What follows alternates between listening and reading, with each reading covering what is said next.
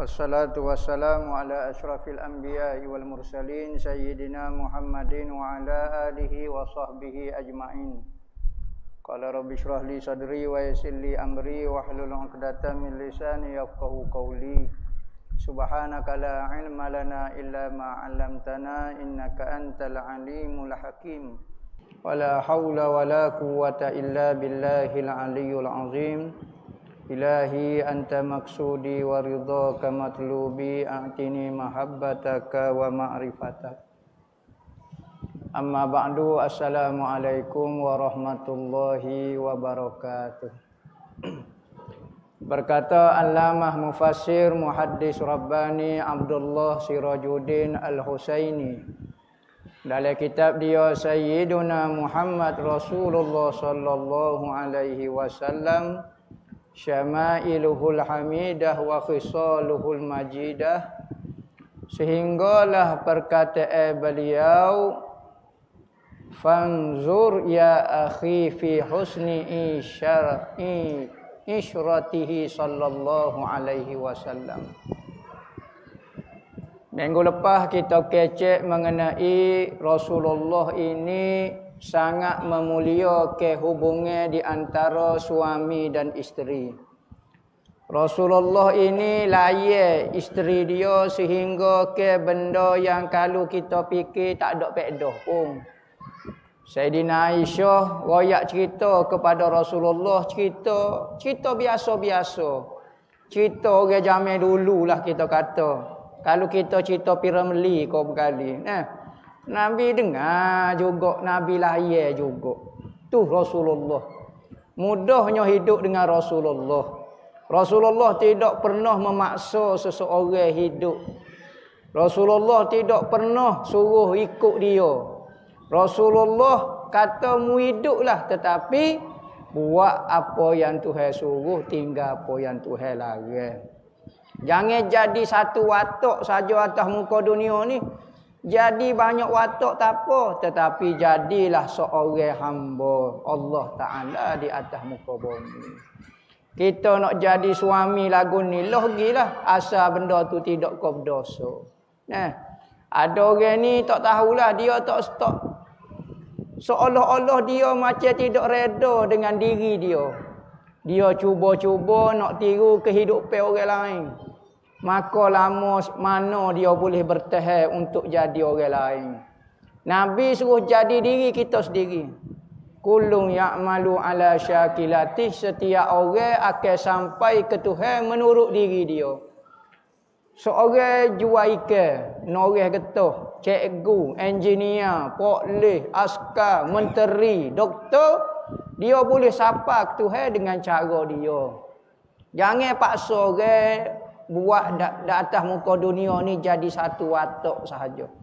Semua jadi tok guru belakang, jadi alim belakang, siapa dia pula nak dengar mengajar. Macam majlis ni. Kalau alim belakang tak si dengar lah hamba kecek dah. Munggu alim belakang dah. Boleh baca kitab dah belakang. Bapa majlis ni jadi molek kerana ada orang hok je dengar, ada orang je mengajar. Molek dah Tuhan buat. Ada kanan, ada kiri. Ada je kecek, ada je dengar. Kalau alim belakang, ada tu imam, ada makmum, ada lelaki, ada perempuan. Ada orang baik, ada orang jahat. Kalau baik belakang, takut kita pula jadi jahat. Jadi molek dah kata, ajar melihat benda yang berlaku di hadapan kita itu adalah ujian dan iktibar bagi diri kita. Maka kita boleh ambil iktibar daripada semua. Cerita biasa boleh, cerita Nabi-Nabi boleh, cerita gapo dia pun boleh. Nabi dengar cerita Sayyidina Aisyah. Cerita biasa-biasa, kecek mengenai tok laki dia gini. Maka Rasulullah ni dengar cerita Sayyidina Aisyah. Cerita pula cerita zaman jahiliyah, bukan cerita mengenai jihad ko, mengenai agama ko. Dah. Sayyidina Aisyah royak cerita orang jahiliyah, zaman kafir lah kita kata. Zaman jahiliyah, zaman jahat, zaman gapo dia. Dengar juga Rasulullah. Maka Rasulullah ni layak isteri dia, lagu mana muamalah Rasulullah dengan isteri dia. Rasulullah kata sebaik-baik kamu orang yang paling baik dengan isteri dia. Maka ulama mengambil hukum daripada hadis yang kita baca minggu lepas mengenai Sayyidina Aisyah royak cerita kan. Maka pertamanya hadis ni nak royak ceritanya Rasulullah ni bolehnya pergaulan dia dengan isteri dia. Rasulullah ni bukan jenis warak, jenisnya kecek sikit gak. Oh, sedok kecek gak dunia. Pergi sebeh tu gak. Oh, pergi sebeh pacigoh kawan tu. Nak kecek sikit gak, nak suka sikit tak boleh. Kita ni nak mati selalu. Sedih selalu. Agama Islam bukan nak mengajar orang jadi sedih. Agama Islam nak mengajar kita jadi manusia yang berguna di dunia dan akhirat.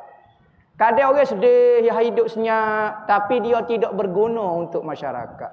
Dia tidak berguna pun untuk agama Tuhan. Kadang-kadang kita tengok dia, Masya Allah, Tuhan kalok-kalok. Buat lawak kau ni, suka kau ni. Tapi dia sangat berguna untuk masyarakat. Maka Islam nak suruh kita menjadi manusia yang berguna. Bukan manusia senyap, tak kecek, tak gapo. Kadang-kadang manusia memilih senyap untuk jaga. Dia panggil jaga apa dah? Pribadi dia. Kontrol, kau panggil kontrol macho dah. Kontrol macho depan orang. Dia jiwa dia bukan lagu tu, tapi kerana depan orang wak kontrol macho, kecek Allah astagfirullahalazim. Tipu yang berlakonnya, tapi belajar lagu tu. Nabi tak suruh ajar lagu tu. Nabi suruh ajar perangai biar jadi juru. Mulut duk astagfirullah pun kalau perangai tak juru masalah. Sebab itulah Nabi kata benda yang paling berat ditimbang di dalam timbangan Tuhan banyak dah pahala ni. Tetapi hak paling berat sekali adalah perangai yang baik. Akhlak yang baik tu hak tu paling berat ditimbangkan Allah Subhanahu Wa Taala. Hak tu paling berat sekali. Kerana apa? Kerana payah orang nak buat perangai baik ni. Nak jadi baik payah, perangai nak baik tu payah sangat. Keduanya, ulama ambil hukum daripada hadis ni boleh kita buat tengah malam. Asalnya hukum lepas pada isyak sunat kita tidur. Ni asal hukum dia. Lepas pada semaya isyak gapo dia sunat kita tidur. Macam lo ni sunat tidur dah buat kita ni. Kerana apa? Tujuannya persiapan untuk bangun tahajud. Kalau kita tak tidur awal, tidur lewat nak bangun tahajud, taubat lillah dah lah tak idak dan. Tetapi ulama kata boleh kita tidur lewat. Ya. Ada beberapa benda yang kalau kita tidur lewat dengan sebab tu hukum dia boleh. Asalnya makruh. Salah satunya berbual-bual dengan isteri dan anak-anak. Seperti nak jaga hati bini kita duk bual. Tajuk biasa ya, tajuk dia kata dia beli tapuan lah. Dia kata nak beli kabinet lah. Layar tu gak kita. Nampak macam tak ada pedah, tapi dibenarkan. Asalnya kena tidur, tapi kerana layar buah bini kita, dia kecek mengapu dia lah. Shopee lah. Oh bahasa tu, tajuk tu dia jarang kecek mengenai ilmu hakikat jarang. Pok dia kecek tajuk lagu tu nak beli kain, nak beli lasir, nak beli gotu. Tak apa. Layar dibenarkan. Dalil dia Rasulullah layar Sayyidina Aisyah. Sayyidina Aisyah ni buat tengah malam ni. Samar kita sebut dah hukum samar buat tengah malam. Biasanya buat tengah malam ni benda tak ada faedah biasanya. Ingat. Dalam agama kita malam ni biasa orang buat benda tak comel. Orang tubik daripada rumah tengah malam, biasa tak comel. Biasa dah. Biasa orang curi ni tengah malam. Tengah hari jarang. Biasa orang nak jual dadah, orang tengah gapo mesti tengah malam biasanya. Kecuali jarang orang buat benda baik tengah malam ni. Tengah malam biasa kalau orang tubik rumah, sebab itulah ada doa Nabi Muhammad ajar, aku berlindung daripada berjalan malam kecuali berjalan malam yang baik. Berarti orang buat kerja tengah malam ni dicurigai. Kadang-kadang ada orang buat molek, tapi kalau tengah malam jadi curiga selalu. Apa buat tengah malam? Tengah hari tak boleh buat ke? Jadi benda lagu tu tengah malam. Maka hukum dia boleh kalau kita berbual dengan tetamu, boleh. Tetamu kita mari pas tengah malam dok buah bera. Lipat saja buah bera. Tak ada pedah, bukan kata kecek Nabi Muhammad. Pun dok kecek buah kosong itu. Boleh hukum dia. Bukan kata sia-sia. Bahkan dalam kitab sebut di antara masa-masa umur kita yang tidak ditanya Tuhan. Tuhan tak tanya. Masa ni Tuhan tak tanya. Iaitu masa kita melayan tetamu, masa kita duduk dengan isteri kita. Kita duduk dengan isteri kita, duk buat, duk tanya kecek benda biasa, tak ada pedah pun. Kecek bak nasi, kecek bak makanan, kecek bak minat dia. Tapi kita kecek daripada pukul 9 sampai pukul 12. Maka pukul 9 sampai pukul 12 tu Tuhan tak tanya masa kita tu. Masa dengan isteri. Begitu juga masa kita layan tetamu kita. Layan tetamu. Tuhan tak tanya masa tu. Selain daripada masa ni, maka Tuhan tanya. Pukul 10 muat gapo? Pukul 11 muat gapo? 11.30 muat gapo? Time waktu hok kita layan isteri ataupun layan suami ke ataupun layan tetamu, Tuhan tak tanya. Kelebihan tu. Tetapi kita duduk dengan bini 15 minit supaya 4 jam rasa. Bosai amo. Dah mau kecek gapo dia serabut perut amo. Tapi kalau kita buat dengan gu kita 4 jam tak apa kedai kopi. Semangat. Buat belako, karut belako peru. 4 jam rasa sebentar. Allah, kat subuh dah rasa sebentar. Tapi kalau berbuat dengan bini sebentar pun rasa lambat. Ya memang keedah dia dah benda kalau ada pahala situ payah selalu nak buat. Tapi kalau benda tu jadi sia-sia, rajin selalu kita buat. Dan ulama ambil hukum juga daripada hadis minggu lepas, harus kita menyebut mengenai keaiban seseorang yang kita tidak kenal. Sayyidina Aisyah royak seorang 10 orang perempuan, 11 orang perempuan royak cerita mengenai aib tok laki dia. Tok laki dia kaki kedekut. Tok laki dia gini, tok laki dia gini, tok laki dia gini. Maka boleh kalau kita yang cerita mengenai keaiban orang? Ya, boleh. Jika lelaki tu kita tak kenal, siapa dia ke dia, keluarga dia pun tak kenal, tak ada kaitan. Contohnya kita duk buat kedai kopi. Tajuk orang Moskow. Moskow kita biasa kenal pun. Nama dia Anthony Kedira. Kau nama apa dia? Nak sebut pun payah. Kecek kita pun tak kenal dia. Maka ulama kata boleh kalau kita kecek mengenai keaiban seorang yang kita tidak kenal, hukum dia boleh dan tidak dipanggil mengumpat. Mengumpat ni kita royak aib seseorang yang kita kenal. Kawan tu juga. Orang kenal belaka, hak tu mengumpat. Tapi kita dok kecek bera. Siapa dia? Tahu ambo pun tak kenal. Dia mau kenal kawan. Oi, tak kenal langsung. Tak kenal, tak ada apa dia. Bukan mengumpat. Maka hukum dia boleh menyebut sebagaimana Imam Nawawi menyebut di dalam syarah Muslim kata boleh kita kecek aib seseorang yang kita tidak kenal. Dan ulama ambil hukum lagi mengenai hadis minggu lepas mengenai harus kita mengambil iktibar, mengambil pelajaran daripada cerita-cerita dulu. Tak syarat cerita berbangsa, cerita berbentuk agama, cerita sejarah, cerita hantu, cerita puteri Sadung, cerita puteri Gunung Ledan, cerita gapo dia ikutlah dewa sayap labuh, dewa sayap sekat, dewa gapo dia senggoro api ko. Ambillah asal saja benda itu boleh mengambil manfaat, boleh mengambil pelajaran daripada cerita tu. Tak syarat cerita berbentuk agama. Dan sunat ulama kata kalau kita duduk dalam ibadat semacam, sunat kita dengar cerita-cerita juga. Duduk main ibadat, baca serabut perut juga. Maka Rasulullah ni hidup dia 24 jam ibadat. Tapi kita tengok kadang-kadang ada waktu Rasulullah layan sahabat-sahabat dia cerita mengenai dunia. Sahabat dia buat dunia depan Rasulullah. Kalau kita contoh apa dia, misalnya popok ni suka kereta lah. Ni dok kecek sport ring kereta. Nama? Bak sport ring kereta ni tak ada kaitan dengan takwa. Kau ada? Sebut sport ring, jerit. Jerit, tajuk sport ring, jerit dah. Patut tajuk apa dia? Tajuk apa dia ikutlah spoiler kereta. Allah, bunyi spoiler, jerit ingat Nabi Muhammad. Jarang orang kecek lagu tu. Jadi sahabat ni jarang-jarang kadang-kadang dia kecek benda dunia depan Nabi. Kecek depan Nabi, Nabi tak tegur. Nabi kata, dunia, dah. Nabi siap dengar sekali. Lagu tu deh. Lah ni jangan. Sport ring tak? Mahal lah ni bagi ribu. Nabi angguk juga. Nabi lahir. Benda-benda dunia lagu ni Nabi lahir. Oh lagu tu ni, oh mahal lah ni. Ya sport ring lagu ni harga mahal. Ya. Jadi sahabat-sahabat dulu kecek dunia, Rasulullah layan. Maka begitu juga isteri-isteri dia kecek dunia, sahabat layan. Rasulullah layan. Ni kita bukan ustaz pun. Baru yang letak piyuh atas kepala. Orang kecek bak nasi lemuk ya, tak dosa. Kuat deh. Marketing pacerah dunia. Ingat Allah Taala. Jerit kawan tu. Duduk dengan kita tak selesa tahu. Kalau kita mari duduk, orang berhenti buang. Sahabat dulu, Rasulullah mari tak berhenti buang. Nak kata Rasulullah sangat pandai di dalam bermuamalah dengan manusia sehingga manusia tak pernah rasa tak selesa dengan Rasulullah. Kita orang duk buang, kita duduk senyap habis sebutir kedai tu. Tak tahunya landa di geruda ke gapo. Senyap habis.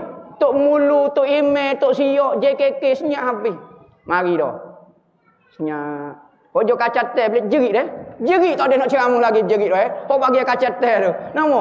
Jadi suasana tu. Jadi Rasulullah ni sahabat-sahabat apabila dengar Rasulullah rasa selesa duduk dengan Rasulullah. Dan agama jangan menurut fahaman kita. Agama Tuhan ni ikut Nabi Muhammad. Tak ada lah ulama-ulama dan sahabat berkata seorang manusia yang sangat selesa kami duduk di samping dia. Kalau kita nak ikut Nabi Muhammad, lagu mana orang tengok kita? Adakah orang selesa duduk dengan kita? Nabi Muhammad ni kalau orang jumpa dengan dia sekali, orang ingat pas mati pertemuan itu. Sedap Allah tahu. Padahal sekali baru bertemu dia, teringat-ingat hubungi dia, cara dia layak. Pandai Rasulullah. Ni kita jumpa 15 minit. Ambo ingat pas mampu berkata demo. Ingat juga, ingat pedihnya kena. Allah teringat ambo. Kawan tu semeh rapat ji ambo. 15 minit ambo ingat pas mati. Ingat juga tapi ingat bukan nostalgia, nightmare panggil. Tengok. Jadi hatu pula kita. Maka kita nak tengok lagu mana muamalah kita dengan orang. Rasulullah lagu mana. Ya nak layan lagu mana. Sehingga ke Rasulullah ini kita tengok dia orang hebat. Rasulullah ni kalau kita tengok terkejut dong. Oh, ganah Rasulullah. Tetapi start duduk dengan dia, start dia tanya apa khabar. Oh, rasa paling dihargai. Sehingga ke sahabat kata kalau aku duduk dengan Rasulullah dalam majlis yang ramai, Rasulullah akan lihat semua orang dalam majlis tu. Rasulullah perhati. Antara sunnah Nabi, kita memerhati ke orang yang hadir di hadapan kita. Buat nak tengok. Buat nak tengok. Bukan nak cari orang, saja tengok. Rasulullah membahagi ke pandangan dia kepada seluruh orang yang berada di hadapan. Sehingga ke orang yang berada di hadapan dia merasai dialah yang paling diperhati oleh Rasulullah. Tengok sahabat lagu mana. Sahabat Rasulullah tengok, Rasulullah tengok aku. Ni kita ni ngajar. Tak tengok orang doh, tak tengok orang tasawuf, tak tengok orang ngajar. Takut orang dalam majlis kita. Tapi Rasulullah tengok muamalah kita. Jauh lagi kita dengan Muhammadi. Jauh lagi kita dengan sifat-sifat Nabi Muhammad. Maka semakin hari kita kena belajar. Jangan putus kita daripada nak mempelajari sifat-sifat Nabi. Sekalipun kita rasa saya tak boleh nak amal. Tapi sekurang-kurangnya separuh daripada beramal adalah belajar. Seorang tu belajar satu benda tu separuh tu daripada beramal. Ada orang kata saya belajar banyak-banyak tak beramal juga. Kena tipu setan awal lagi. Sebenarnya belajar itu adalah separuh daripada beramal dah. Hok beramal lepas pada tu. Sekurang-kurangnya dia belajar dah. Itu hukum dia. Ulama kata sunat kita. Dan harus bagi kita kalau serabut. Maka kita serabut dah dengan ibadat. Kita buat benda-benda yang nampak macam dunia. Nampak macam biasa lah. Tidak menambah ke akhirat. Hukum dia harus dan tidak berdosa. Bahkan kadang-kadang benda ini akan menaikkan semula semangat kita untuk buat ibadat. Berhenti sebentar kak. Demo ni baca buku semacam. Ngatik macam kata. Duduk kak saja-saja buat kau makan Maggi ketai kau gapo dia. Tujuan nak ilah. Sebab manusia dia tabiat dia lagu tu. Bahkan Berkata Qadhi Iyad telah meriwayatkan daripada Amirul Mukminin Sayyidina Ali karamallahu wajhah.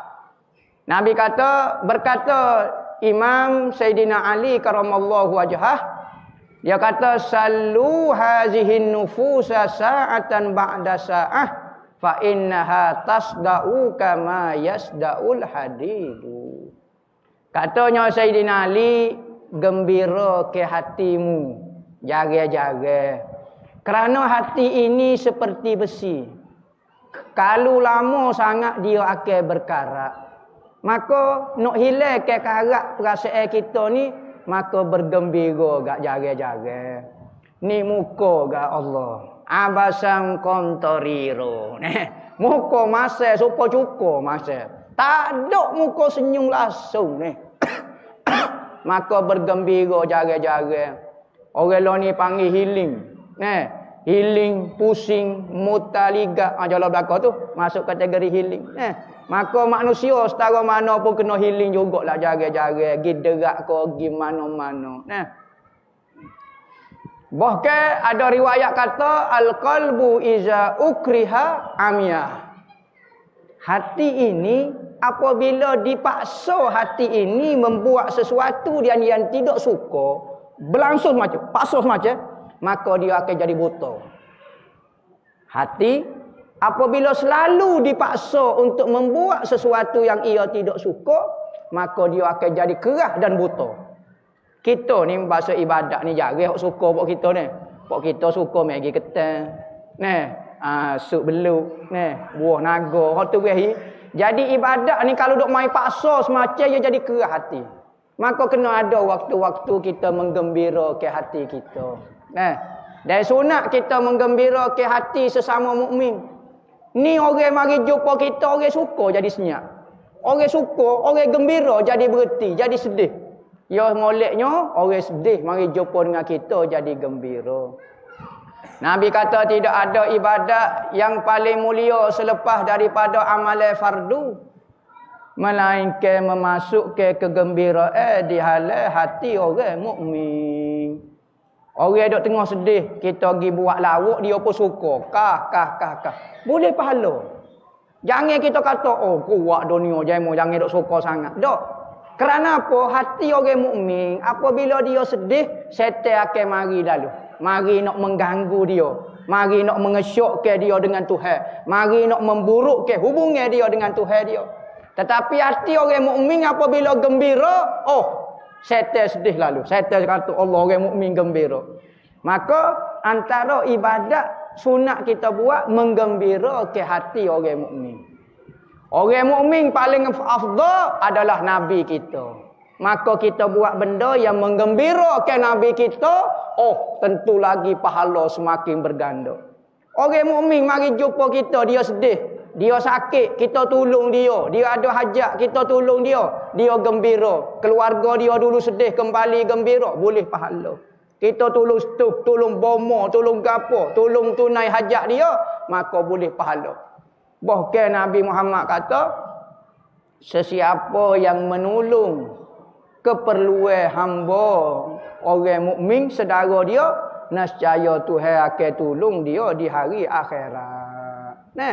Kadang-kadang tolong semaya hajat ya. Tolong semaya hajat. Orang minta tolong semaya hajat, kita pun semaya hajat. Minta dengan Tuhan, hajat saudara kita.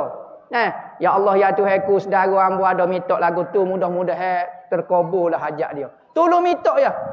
Mudah-mudahan Tuhan tolong kita. Dalam hadis kata, Tuhan akan menolong hamba selama mana hamba itu menolong saudara dia. Lagu itulah. Dan benda yang paling afdal menggembirakan Nabi Muhammad. Maka hari ini kita bergembira dengan Nabi Muhammad. Kita puji Nabi Muhammad. Daripada tadi kita dengar qasidah-qasidah memuji Nabi Muhammad. Maka memuji Nabi Muhammad ni sahabat-sahabat dulu pernah buat. Ada seorang sahabat nama Ka'ab bin Zuhair. Mari jumpa Rasulullah, maka dia kata, ya Rasulullah, aku nak pujimu ya Rasulullah. Aku sayang lama dah, tak tahu mulut aku tak boleh nak tahan dah. Mesti nak pujimu. Kita kalau orang baik, kita mesti nak puji dia. Maka sahabat duduk dengan Rasulullah. Maka lepas pada dia puji, Rasulullah cabut kain selendang dia. Rasulullah kata, "Noh, hadiah kepadamu." Pak saudara dia Sayyidina Abbas, Rasulullah kelik daripada peperangan. Sayyidina Abbas, "Mari ya Rasulullah, aku nak pujimu ya Rasulullah." Maka dia pun baca qasidah, baca syair memuji Nabi sallallahu alaihi wasallam. Maka Nabi Muhammad kata, "Mudah-mudahan Allah Taala jaga mulutmu ya Abbas." Maka Sayyidina Abbas ni dia hidup tua, umur 100 tahun, gigi dia tak pernah rosak kerana didoa oleh Nabi. Maka kita malam ni duk puji Nabi. Wahabi marah ni. Oh, Nabi Muhammad suka. Sahabat dulu pernah buat benda ni di hadapan Rasulullah. Dan Rasulullah tidak pernah kata bid'ah. Tak. Rasulullah marah. Tak. Bahkan Rasulullah mengiktiraf pula, beri hadiah, beri gapo, beri doa pula. Maka yakinlah kita pada malam ni duk puji Nabi, duk selawat, duk macam-macam. Kita tak faham muka bahasa Arab, duk kecek ni. Tetapi yakinlah semua itu adalah pujian kepada Nabi dan Nabi suka kepada kita. Nah. Wallahu a'lam. Ada soalan ke?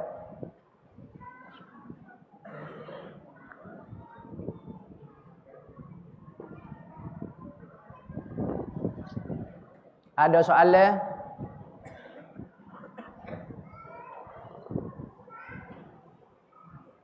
Muslimat kalau nak tanya tulis di kertas tak apa.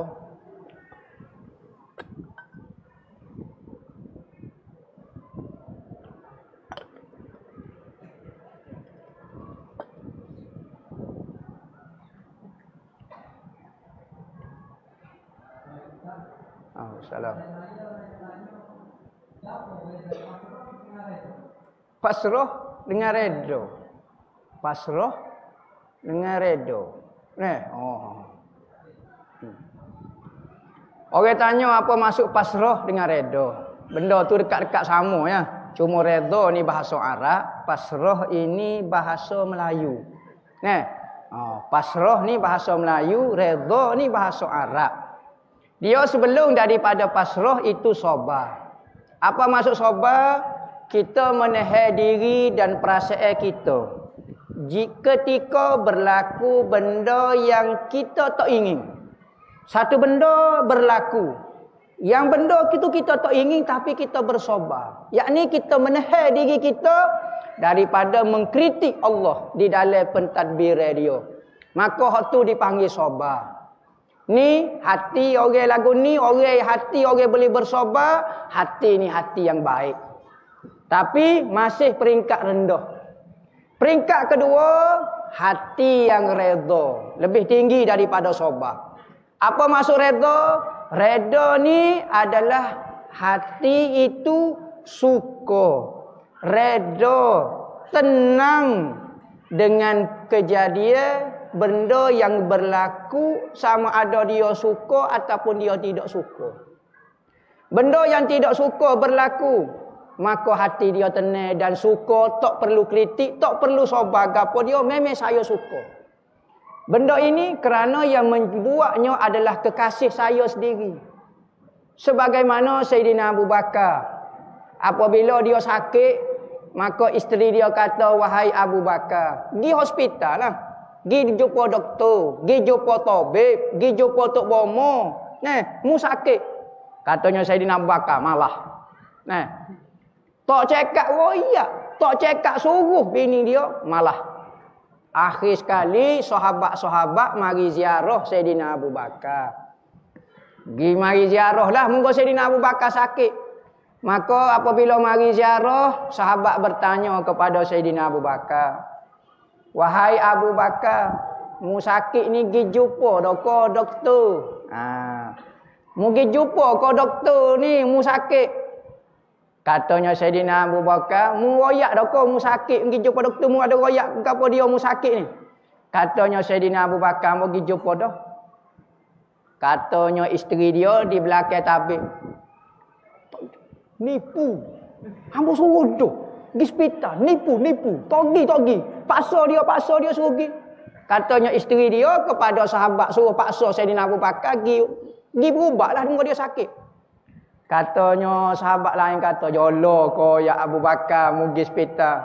Orang rumah mu kata mu tak pergi." Nah, dia suruh paksa ni, ambo kejung kali ni pergi hospital, ambo kejung.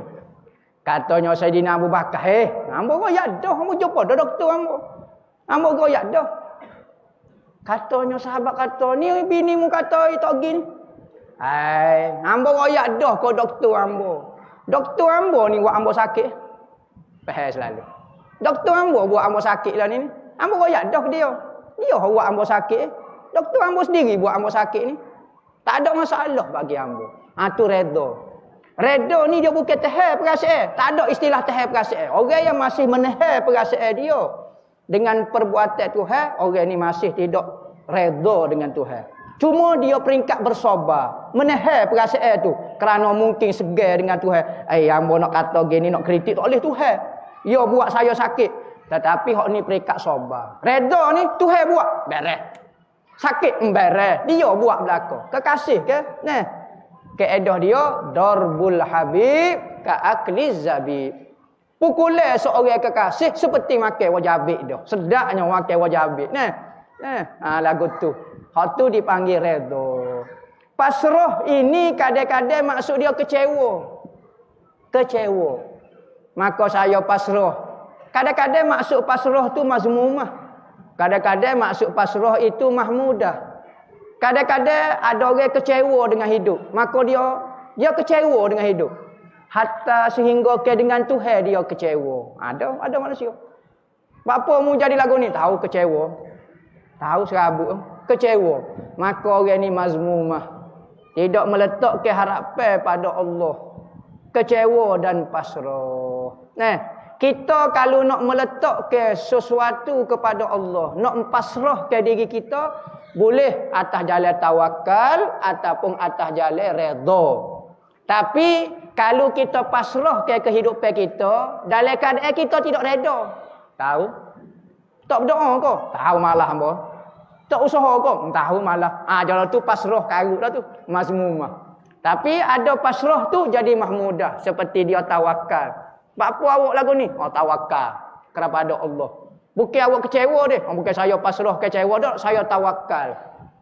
Tawakal ni apa? Menyerahkan semua itu kepada Allah. Ada orang tanya untuk kenali. Untuk kenali. Orang tanya untuk kenali. Bapa untuk kenali tak ajar anak-anak suruh mengaji agama, tak suruh, tak sungguh lah. Untuk kenali ni perangai dia ada anak ramai. Ayah mak bakok, ayah leh, ayah wi, ayah gapo, dia ada 4 orang anak jatah dia. Orang tanya tak kenali, wahai tak kenali, apa tak cara kau anak-anak tak sungguh, tak wi ilmu agama, tak wi gapo dia, nampak tak sungguh lah. Kita ke anak-anak sungguh ke, atas tusin atas gapo dia. Orang tanya tak kenali, apa tak cara anak-anak. Tengok tak kenali jawab. Ni yo makom tawakal. Kita jangan ikut Pok kita ni cak lipat ni tak boleh ikut. Makan wali ni lagu tu. Apabila orang tanya lagu tu tak kenali tanya, demo biasa masuk hotel tak? Masa demo biasa tengok tak duri badan. Pohon badan, dia ada duri tajam-tajam dia. Orang biasa tengok duri badan. Siapa dia pergi asuh tiap-tiap hari jadi tajam gitu. Dia kata tak ada orang asuh, muka Tuhan buat lagu tu. Gitu hamba. Dia Tuhan nak kata aling, dia jadi aling lah. Pok kita jangan berkali, pok kita buat gitu juga berkali. Hujah tak kenali juga. Nampak mengaji tak lah mana, jadi aling pakai gitu. Tu tak kenali. Dia tak apalah peringkat tawakal. Tapi anak dia semua jadi tok guru belaka. Orang aling belaka, wali-wali Tuhan belaka. Gitulah secara kasarnya menai redha pasrah. Ada soalan ke?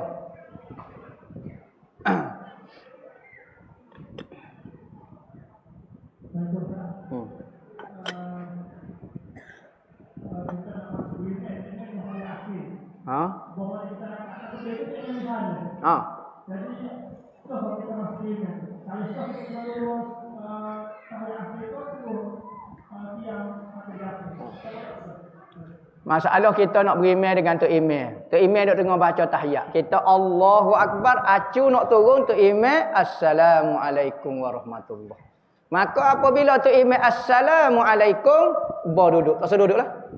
Boleh ada pahala? Ya, boleh pahala lagi. Seorang itu akan dapat pahala berjemaah selama Tok Imeh tak sebut huruf mim. Assalamualaikum. Baru tak boleh. Tapi baru Allahu Akbar. Boleh lagi pahala. Allahu Akbar. Boleh lagi pahala. Assalamualaikum. Kok minta bunyi lagi ka baru. Kenapa? Boleh lagi pahala. Allahu Akbar. Jangan bunyi ming saja. Cuma apabila bunyi assalamualaikum tak boleh duduk dah.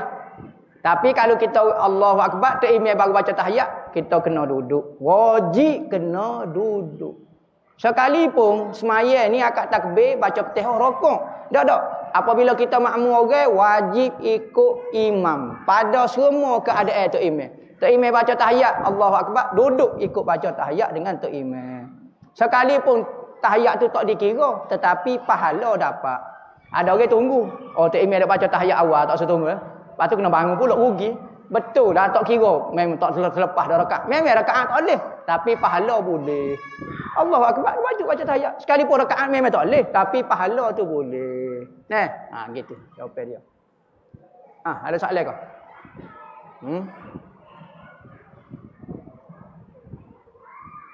Ada soalan?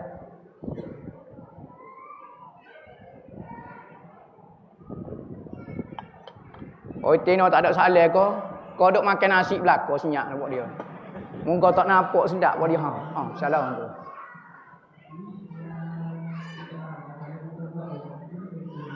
Apa dia kata? Tak dengar tu apa dia? Duit yang tidak halal kita buat rumah. Halal kalau kita duduk. Tak boleh kena. Gini. Setiap harta yang haram, hukumnya tidak sah kita miliki dia. Harta kita curi, tak boleh kita ambil.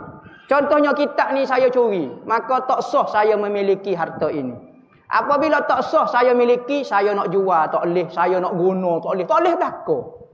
Pitih daripada judi, pitih tiket nombor, toto, kop gapo dia semua sumber haram berlaku, riba berlaku, tak sah kita miliki pitih tu. Sekalipun, lagu mana? Rugi ya, kena serah kepada Baitul Mal. Pitih tu tiba-tiba boleh pitih kita buat rumah, kita beli baju, kita beli kereta, maka tak sah jual beli tu. Sebab pitih tu pitih bukan milik kita. Mana boleh kita bayar kereta dengan duit orang? Mana boleh? Kita nak beli barang, beli rumah, mai ambil pitih orang, pergi curi, buat bayar. Mana boleh hukum dia? Tidak sah jual beli tu. Maka apabila tidak sah jual beli, rumah tu tidak jadi milik kita. Tak boleh, tak sah muamalah tu, maka duduk pun jadi haram. Nabi kata, kalaulah seseorang membeli baju dengan harga RM10, contohnya, maka RM1 daripada sumber yang haram, selama mana baju itu dipakai oleh seseorang, maka ibadat dia tak ada gapo. Dalam hadis itu semaya. Maka kalau dia semaya guna baju tu, tak boleh pahala sembahyang. Semaya sah. Menurut mazhab kita semaya tu sah, tapi pahala tak boleh. Mazhab Ibnu Hanbal, mazhab Hanbali, tidak sah semaya menggunakan benda haram. Syah haram, kopiah haram, baju haram, walaupun seria saja, maka tak sah mazhab Hanbali. Mazhab Syafi'i sah, tetapi tidak dapat pahala. Baju kiahlah gapo dia. Buat guna umrah, kau buat gapo, kau gapo. Hukum dia pahala tak boleh.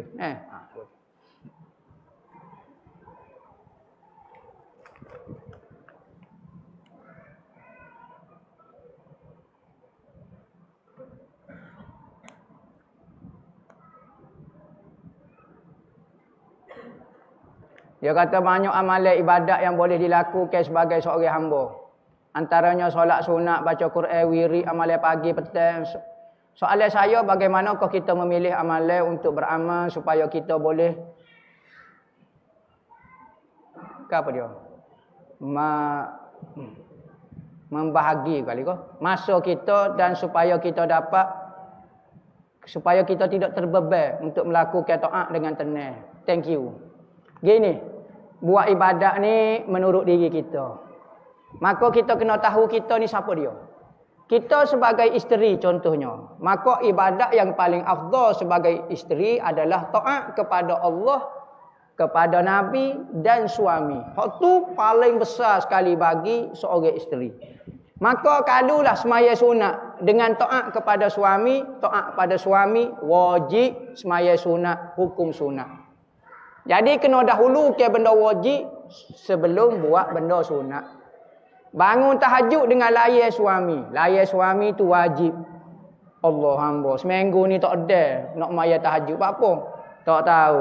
Acu nak bangun, cik abang dia pegang. Nampak? Repeat. Repeat. Boleh sebut kata repeat. Ulai pula. Jen stok kita mampu. Ulai semacam. Duk layan semacam. Duk. Layan tu dapat pahala. Tahajud tu pahala sunat. Nak mana? Ibadat ni tidak akad takbir. Jangan nampak ibadat terlalu sempit. Ibadat ini adalah kita dengar kata Tuhan. Ikut perintah arahan Tuhan. Sekalipun arahan tu dalam bentuk nampak macam nafsu. Melayani suami kau apa dia? Nampak macam nafsu lah kun. Tak, boleh pahala wajib. Tengok. Jadi pandai-pandailah kita tengok diri kita siapa. Kita suami, hak mana? Hak mana lebih afdal? Kita buat dengan saing ke buat dengan bini? Buat dengan bini afdal. Kita belanja saing ke belanja bini? Belanja bini afdal. Suka bini dengan kamu mahayat ni. Hak ni hamba paling sedap sekali dengar ni perkataan ni. Dalam banyak-banyak ceramah saat ni sejih hak ni paling sedap sekali. Lepas ni tengoklah. Habis narabe atas kita berlaku. Nabi kata 1 dinar yang kamu belanja saing-saing boleh pahala. 1 dinar yang kamu sedekah kepada fakir miskin boleh pahala. Tetapi 1 dinar yang kamu beri kepada ahli keluarga kamu, kita belanja isteri kita, belanja lebih afdal daripada dinar-dinar saat ni. Jadi ibadat tu menurut diri kita. Jangan paksa kita dengan Allah Ta'ala.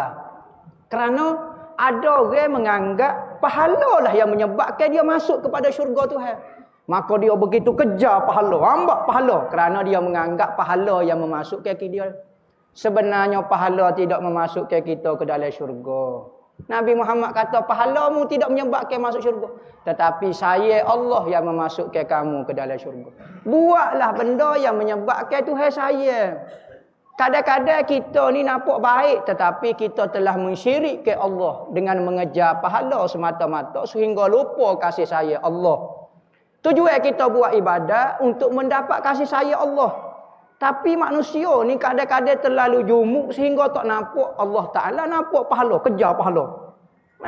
Sehingga orang kata sibuk dengan khidmat, lupa kepada orang yang dikhidmatkan. Sungguhlah jok khidmat, siapa tepuh tuai-tuai. Tak cara khidmat kajian telajuk. Berat lagu ni. Maka kasih saya Tuhan yang menyebabkan kita selamat di dunia dan di akhirat. Maka carilah kasih saya Tuhan. Jangan terlalu kejar pahala. Itu maksud kita. Ni kalau punya pahala kak, lupa kasih saya Tuhan. Lepas tu, kalulah kasih saya Tuhan yang menyebabkan kita masuk syurga, kenapa kita buat pahala? Itu adalah perintah untuk kita buat pahala. Kita buat kebaikan, buat untuk dapat pahala tu adalah suruhan Tuhan. Tetapi dia tidak menyebabkan kita masuk syurga. Syurga adalah kasih saya Tuhan.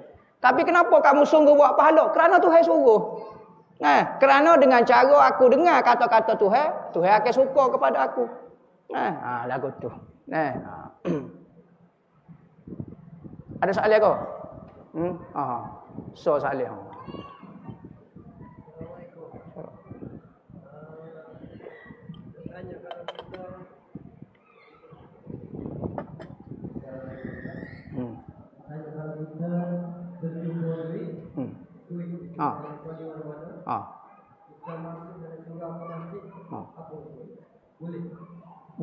Jumpa piti. Boleh dari surah. Boleh surah. Ambil.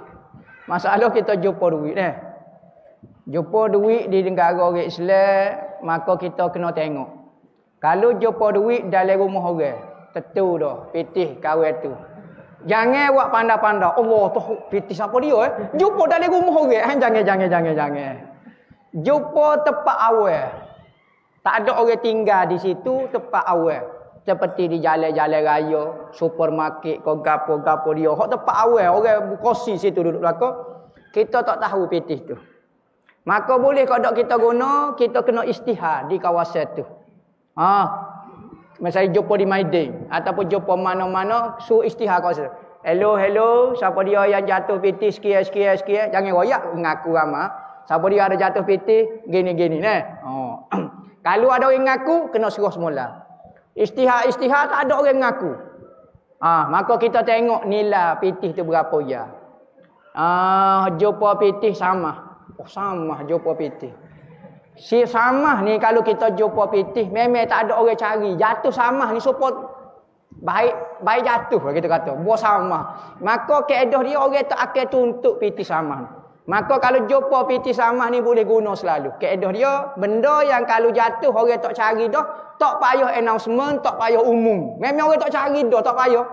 Tu yang ada depan pitih samah jatuh. Ikut mengambil malah samah. Ambo pekong sat ni samah. Tak payah cari ni. Sungguh panggil tu email umum tu email apa saya jumpa pitih Allah jatuh ni banyak apa sama Allah tu email kata ambil pitih sama budak ni masalah sama orang tak umum tapi kalau pitih 50 riyal 100 okey kita tengok berapa hari orang cari kalau jatuh pitih 10 riyal berapa orang cari 50 riyal berapa orang 50 riyal ni orang cari dalam 2 hari orang cari ya lepas 2 hari orang tak cari dah umum dalam masa 2 hari. Lepas pada 2 hari, pitih tu kita niat gini. Ambo nak pitih ni. Cuma kalau tuai dia nak mari ambil, ambo akan bayar semula. Maka kita boleh guna. Niat ke dulu. Niat nak miliki harta ni, patuh kita niat kalau tuai dia nak mari, kita bayar semula. Jangan pakai jumpa, ambil guna lalu. Tak boleh tu panggil macam curi. Kena niat dulu nak memiliki dan bertanggungjawab dengan pitih tu, baru kita boleh guna. Jangan pakai ambil guna gitu, tak boleh lalu. Dia kena niat nak bertanggungjawab. Kalau dia mari, aku nak bayar semula. Baru boleh guna. Tu kalau jumpa pitih.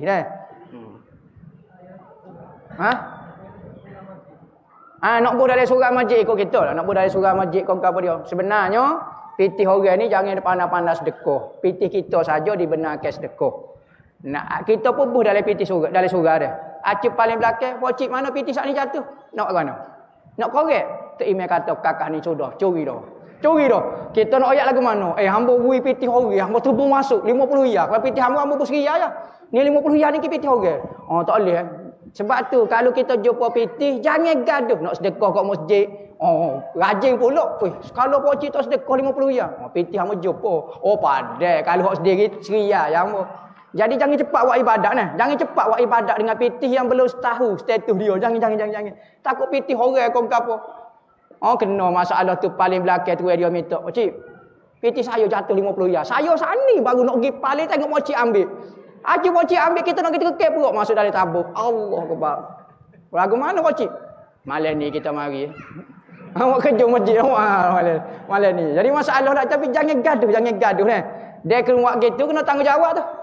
Apabila kita buh dalam tabung masjid, kalau tu dia mari tutup, wajib kena bayar semula 50 riyal. Dah kita pandai-pandai dah. Nak korek apa? Nak malu bro tak email. Jadi jangan buat gaduh gitu. Ada soalan ni akak tanya. No. Soalan lah.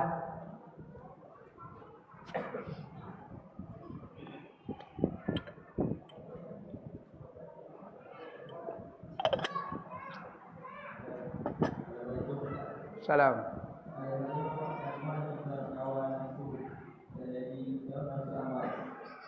Nak kawan nafsu amarah dalam diri kita. Nafsu amarah ni berada dalam diri kita, bukan berada di luar kita. Kena faham dulu.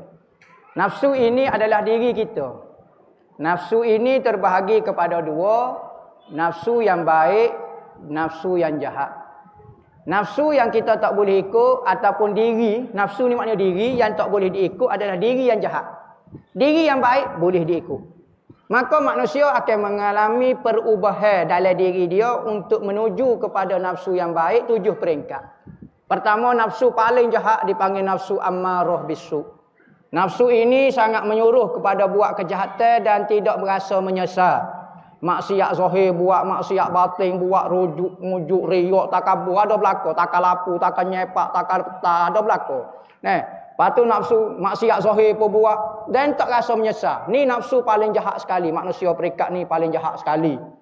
Peringkat kedua, nafsu mula. Ia panggil nafsu lawamah, nafsu mencerca diri. Mula dah dia rasa salah perbuatan dia. Aku ni nipu orang ni, aduh salah ni. Tapi dak buat lagi. Maksiat tak pernah tinggal lagi, maksiat zahir ada, maksiat batin ada, tetapi sudah mula mencerca diri. Nafsu tu mula nak jadi baik dah. Nah, ketiganya nafsu mulhamah. Nafsu maksiat zahir tak buat dah. Orang ni kita nampak zahir dia orang baik dah. Tetapi maksiat batin masih buat lagi. Riak, ujuk, nak menunjuk-nunjuk, tak ikhlas, tak gapo. Ni nafsu mulhamah. Ni orang baik dah, orang baik dah. Kita kata pok kita lah. Dalam hati perut pedas jahat lagi. Pok kita duk main amarah lawamah. Jari-jari amarah mula, lawamah pula. Tak naik tinggi pok kita ni. Duk main dua takut tu ya. Lepas pada mulhamah dipanggil mutmainnah. Mutmainnah maksiat zahir tak buat, maksiat batin tak buat. Okey. Kita tengok diri kita duk mana dah ni. Mutmainnah ni nafsu tu dipanggil nafsu yang baik dah lah. Nafsu hak tiga, hak sani peringkat nafsu masih jahat kerana ada lagi maksiat yang buat. Sekalipun maksiat zahir dia baik dah, tapi maksiat batin dia buat lagi. Mutmainnah barulah orang ni orang bukan maksiat. Maka nafsu mutmainnah ni tapak pertama menjadi wali. Siapa dia duduk peringkat ni, dia sudah jadi wali dah. Dia panggil langkah pertama menjadi wali. Lepas pada mutmainnah, yakni nafsu yang tenang daripada maksiat zahir, maksiat batin, naik kepada nafsu radiyah. Radiyah ni, gapo dia berlaku pun dia redha berlaku dengan Tuhan. Naik peringkat tu pula nafsu mardiyah. Nafsu yang diredai, nafsu yang diredai, diri yang diredai Tuhan. Maka peringkat ni nafsu peringkat khamak dah. Karamah tu ada. Dia kata mu jadi selipar Jepun. Jadi selipar Jepun kawan tu. Kerana semua kata-kata dia diredai Tuhan. Perbuatan dia, tindakan dia, pendapat dia, semua diredai Tuhan belaka. Dia kata mu jadi katak puru kawan tu jadi. Ketujuhnya nafsu kamilah. Nafsu yang sempurna, barulah manusia menjadi insanul kamil. Manusia yang sempurna, al-Muhammadi, yang bersifat dengan sifat Nabi Muhammad, zahir dan batin. Nak bersifat dengan sifat tu tak boleh. Maka tu buat rupa manusia seorang, hok ada sifat-sifat zahir dan batin. Hok dia ikut hok tu. Selagi mana tak siapa hok ketujuh ni, ngatik siapa putus sebeh. Sujud siapa lekuk seming-seming, lekuk seming-seming. Supaya tumbuk dah seming. Maka bukan orang baik lagi di sisi Tuhan. Nafsu jahat lagi. Pas lagu mana ni? Nak jadi baik ni. 7 peringkat ni. Okey, pergi cari orang-orang yang pandai mengasuh nafsu ni. Ada orang alim, masya-Allah, mengajar masya-Allah, tapi dia tak pandai selok-belok nafsu. Tipu daya nafsu tak pandai. Kita kena jumpa dengan pakar dia akan pandai cara nak suruh kita jadi baik. Kalau kita mengaji kitab setara mana pun, tak jumpa dengan pengasuh nafsu ni, duk jahat gitu. Baca kitab kau jahat, kau kata kau orang duduk gapo, duk rasa biasa, duk rasa hebat. Nafsu tak pernah terdidik. Tapi kalau duduk dengan orang hok pandai bab nafsu ni, tak mengaji pun, duduk dengan dia duk buat. Tapi nafsu kau sehari kau tunduk. Kau dengar kata, kau cepat menangis, kau gapo dia, kau nak taat, kau suka taat, kau benci maksiat. Duduk dengan dia. Masa baca kitab duduk. Dia ada pakar-pakar dia. Maka tu dipanggil mursyid. Guru-guru pembimbing hati manusia. Maka kena jumpa dengan guru lah. Dia wi zikir, dia wi amalan, macam-macam. Kalau baca kitab, tengok TV3, TV2, tak jadi apa. Duk tengok TikTok Pak Ciroh, jadi wali, tak jadi wali. Wali tu ada. Wallahu a'lam. Bismillah.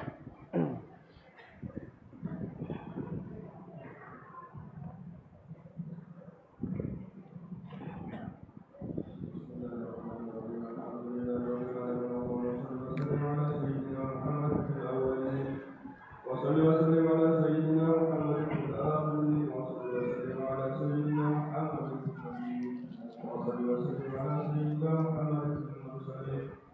وصل وسلم على سيدنا محمد في الملائكة على وصل وسلم على سيدنا محمد وعلى آله وصحبه أجمعين. آمين. ولما كانت منها بما أوصاه في القلوب تهيج الأشجار. آمين يا الله. والله بدلنا عليهم أجزا يدور منا ويكون سلاما. يا الله. لكن حبا بالسرار فاجعل في صحبة ربنا وحدانا. وإذ ابتلينا بالمودة هانا وأيدي فضلنا ورجاء للواحد الأهل العلي إلهنا متوسلين بمن إليه تعالى وآله وحبيبه وصحبه وجود به الإله يا الله. يا ربنا يا ربنا يا ربنا بالمستغفرنا أجب دعوانا. آمين يا الله. أنت لنا يا ذكرنا بهذه آمين يا الله. أصلح لنا أحوالنا واغفر ذنبنا ولا تغفر ربنا أخطانا. آمين يا الله. واسلك بنا في نهج طه المصطفى على غدر حبيب المصطفى. آمين يا الله. بارك بفضلك قدرة أحمد في مهجتنا يرضى تعالى. يا الله. وأبدي في كل حال حمدنا وأقبل ومن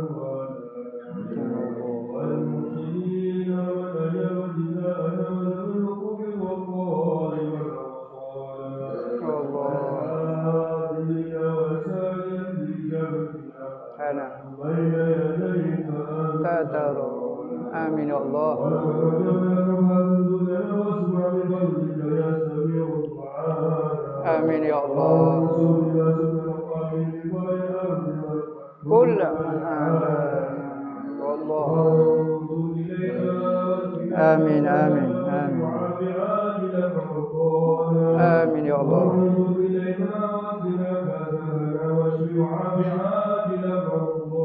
آمين يا الله.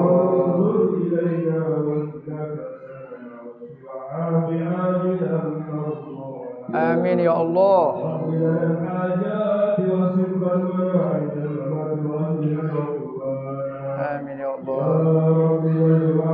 وأحبابا لنا في دارك الفردوس يا رجوة.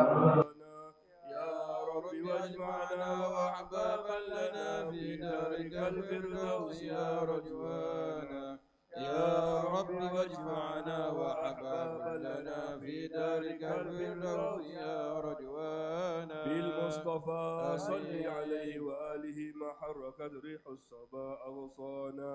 سبحان ربك رب العزة عما يصفون وسلام على المرسلين والحمد لله رب العالمين. إن الله وملائكته يصلون على النبي يا أيها الذين آمنوا صلوا عليه وسلموا تسليما.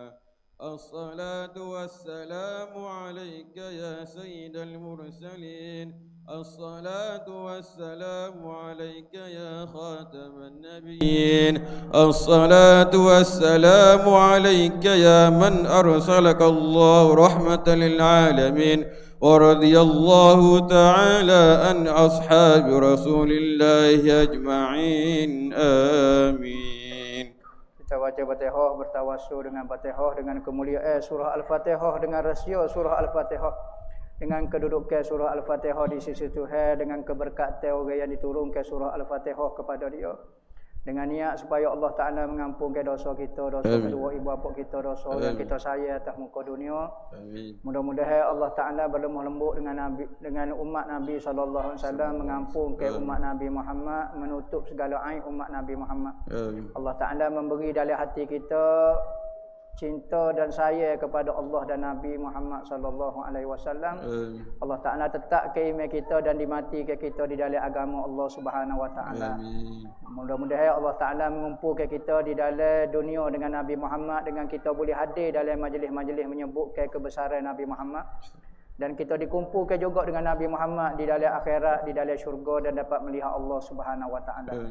Apa yang diniatkan oleh orang yang hadir dalam majlis itu, majlis ni, mudah-mudahan Allah Taala beri lebih daripada apa yang ia niatkan. Apa yang diniatkan oleh wali kutub pada malam ni, wali-wali Allah, wali-wali gaib, semua guru kita, secara khususnya apa yang diniatkan oleh guru kita Al-Habib Umar bin Muhammad bin Salim bin Hafiz, dan setiap niat-niat yang baik yang diniatkan oleh hamba-hamba yang soleh pada malam ni, wa ila hadratin Nabi Muhammadin sallallahu alaihi wasallam. Al-Fatihah. Bismillah. Ar-Rahmanir-Rahim. Allahumma salli wa sallim. Rabbana taqabbal minna du'ana. Wa tub 'alaina innaka antal tawwabur rahim. Wa akhiru da'wahum alhamdulillahi rabbil alamin. Bismillahirrahmanirrahim. Alhamdulillahi rabbil alamin. Wassalatu wassalamu ala asyrafil anbiya'i wal mursalin sayyidina Muhammadin wa ala alihi wa sahbihi ajma'in. Amma ba'du. Wa man yu'azzim sya'airallah fa innaha min taqwal qulub. Sesiapa yang membesarkan syiar ataupun tanda kebesaran agama itu menunjukkan hati seorang yang bertakwa. Maka di antara benda membesarkan syiar Allah Subhanahu Wa Taala adalah memuliakan tempat-tempat yang Allah Taala mulia. Katanya Nabi SAW, sebaik-baik tempat di muka dunia adalah masjid-masjid Allah dan seburuk-buruk tempat adalah pasar-pasarnya. Maka saya madrasah wakil daripada Madrasah Ribat Al-Mustafa, saya dipertanggungjawabkan untuk mengikut amanah untuk menguruskan Madrasah Ribat Al-Mustafa, merayu kepada saudara dan saudari untuk menyumbang kepada pembangunan masjid yang sedang kita buat. Mudah-mudahan sumbangan kita itu sebagai tanda kita membesarkan syiar Allah Subhanahu Wa Taala di atas muka bumi Allah Taala. Kita telah habis sebanyak dalam 200,000 dan kita masih memerlukan 280,000 lagi untuk menyiapkan tambahan daripada masjid yang kita sedia duk guna sekarang. Masjid tambahan ini adalah keperluan untuk pelajar-pelajar belajar. Kerana pertambahan pelajar maka memerlukan ruang yang sangat besar. Maka saya berharaplah, saya merayu sebagaimana Allah Subhanahu Wa Taala menyebut di dalam Al-Quran, sesiapa yang ingin memberi pinjam kepada Allah Subhanahu Wa Taala. Allah Taala menggunakan perkataan Allah Taala nak meminjam harta kita. Lemah lembutnya Allah Taala untuk mengambil harta seseorang. Jadi saya lebih-lebih lagi merayu kepada muslimin dan muslimat untuk menyumbang bersama-sama menjadi pahala kebajikan amal jariah yang berpanjangnya sehingga di dalam kubur kita dan hari akhirat. Mudah-mudahan Allah Ta'ala menerima amal soleh kita yang ikhlas kerana Allah Subhanahu Wa Ta'ala. Mudah-mudahan agama Allah Ta'ala tetap tersebar syiarnya. Mudah-mudahan Allah Ta'ala saja yang akan membalas hasil usaha amalan kita semua di akhirat nanti, iaitu syurga Allah Subhanahu Wa Ta'ala. Wa sallallahu ala sayyidina Muhammadin wa ala alihi wasallam. Walhamdulillahi rabbil alamin.